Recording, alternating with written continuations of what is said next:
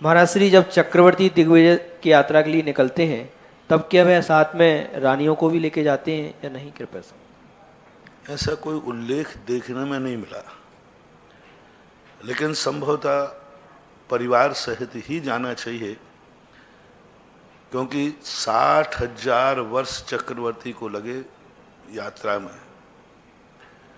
लेकिन जब युद्ध शास्त्र की नीति को देखते हैं तो युद्ध में स्त्रियों का प्रवेश वर्जित है, नीतिगत। बहुत सारे, सोमदेव ने भी, चाणक्य ने भी इस बात का उल्लेख किया। और जब महाभारत आदि युद्ध हुए उस समय रानियां मिलने के रूप में, माताएं मिलने के रूप में भाव करती थीं, लेकिन युद्ध क्षेत्र में नहीं मिल सकते। तो युद्ध क्षेत्र में नारी के प्रवेश के लिए ठीक नहीं है। ये बात अलग है कि जिस केस की रानी, राजा ही रानी हो, युद्ध में ही नारी हो, और युद्ध में नारी की जब सेना हो तो उस समय सेना नारियों की भी होती थी। लेकिन ऐसा कभी नहीं हुआ कि जब कोई राजा राजगद्दी पर पुरुष बैठा हो और उसकी सेनाओं में कोई महिलाओं की सेना हो, ऐसा आगम में उल्लेख नहीं मिला।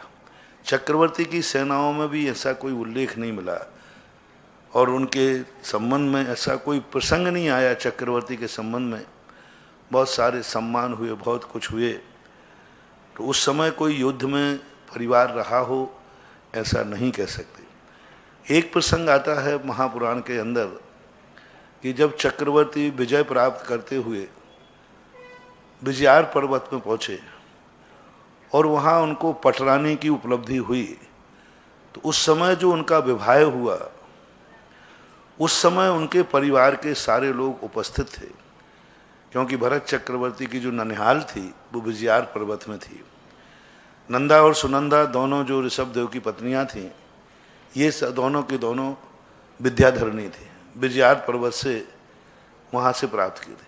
तो ननिहाल था, तो वहाँ पर जब पटरानी का विवाह भरत चक्रवर्ती से होता है तो उस समय परिवार, रिश्तेदार सब वहाँ उपस्थित थे।